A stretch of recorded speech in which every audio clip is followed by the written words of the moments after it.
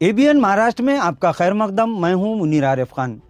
नाजरीन, बार बार नफरत का माहौल पैदा करके हिंदू और मुसलमानों को आपस में लड़वाने के लिए घटिया सियासत करने और बिला वजह मुसलमानों को खुजाने वाले हैदराबाद के बीजेपी एमएलए राजा सिंह के खिलाफ गोंडी के एडवोकेट इब्राहिम शेख, इसी तरह ख्वाजा गरीब नवाज वेलफेयर एसोसिएशन की जानिब से मुंबई पुलिस को तहरीरी शिकायत देते हुए फौरी तौर पर राजा सिंह को गिरफ्तार करने का मुतालबा किया गया,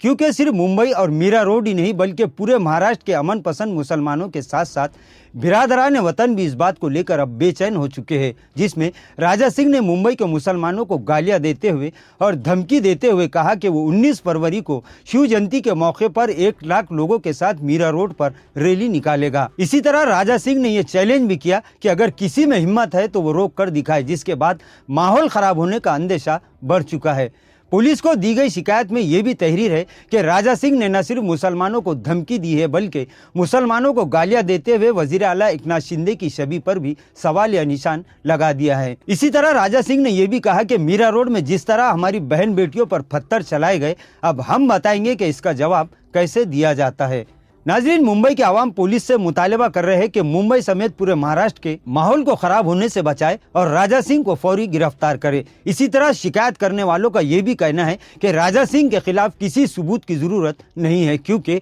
वायरल हो चुका वीडियो खुद ही इस बात का सबूत है। नाजरीन, इस तरह के फिरका परस्त नेता हर मामले में बिला वजह मुसलमानों को घसीट कर गोया उन्हें रिएक्शन देने पर उकसा रहे हैं, लेकिन काबिल मुबारकबाद है महाराष्ट्र के अमन पसंद और मुहिब वतन मुसलमान, इसी तरह सेकुलर बिरादरान वतन जो इस जहरीली सियासत को पूरी तरह से भाप चुके हैं और कोई भी इस तरह के बयानात पर घास डालने के लिए भी तैयार नहीं है, जिसकी वजह से वो लोग परेशान है कि आखिर मुसलमानों को किस तरह गुस्से में लाया जाए। नाजरीन, चंद दिन पहले ही किसी मशहूर शायर के शेर सुनने के बाद गोदी मीडिया ने खूब वावेला मचाया था और इसके बाद मुंबई से मुफ्ती सलमान अजहरी को गिरफ्तार किया गया था। अब महाराष्ट्र के अवाम का यह मुतालबा है कि कानून सबके लिए बराबर है, तो फिर भड़काऊ भाषण यानी हीट स्पीच देकर अवाम में दरार पैदा करने वाले और डराने धमकाने वालों पर भी कानून का शिकंजा कसना जरूरी है। अब यहाँ के अवाम का ये कहना है कि पुलिस से तो अपील की जा चुकी है, लेकिन अब हुकूमत और हुकूमत में बैठे वजीर आला, नायब वजीर आला और वजीर दाखिला को भी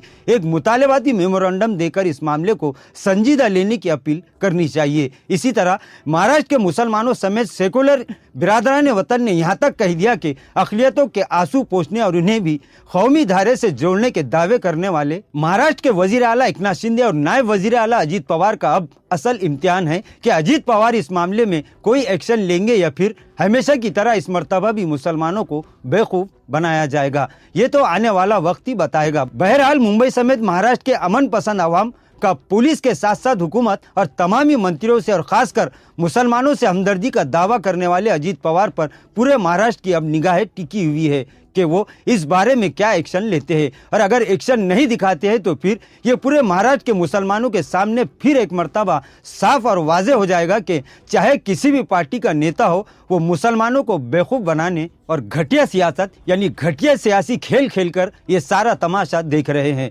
इसी तरह कांग्रेस, एनसीपी और समाजवादी पार्टी की जानिब से भी पुलिस से शिकायत की गई है और ये मुतालबा किया गया है कि वो हीट स्पीच मामले पर सुप्रीम कोर्ट की गाइडलाइन पर अमल करे। समाजवादी पार्टी के एमएलए अबू आसिम आजमी ने गुज़िश्ता दिन एक शिकायत दर्ज करवाते हुए बीजेपी एमएलए नीतीश राणे के खिलाफ कार्रवाई करने की मांग की है। उन्होंने कहा कि अगर पुलिस ने कोई कार्रवाई नहीं की तो वो इस मामले को लेकर अदालत का दरवाजा खटखटाएंगे। अब देखना यह है कि जरा सी बात पर मुसलमानों को कानून का पावर दिखाकर उनके मकानात और उनके दुकानों पर बुलडोजर चलाने वाला इंतजामिया सुप्रीम कोर्ट के अहकामात पर कब और कैसे अमल करता है। वहीं मुंबई समेत पूरे महाराष्ट्र के अमन पसंद अवाम ने एनसीपी अजीत पवार ग्रुप से जुड़े तमामी बड़े मुस्लिम नेताओं को भी याद दिलाया है कि पार्टी से पहले समाज और रियासत का अमन और यहाँ की शांति जरूरी है। इसलिए अजीत पवार से समर्थन रखने वाले तमामी मुस्लिम नेता इस बारे में अजीत पवार से मुलाकात करके उन्हें नींद से बेदार करे, ताकि गुज़िश्ता कई दहाइयों से अमन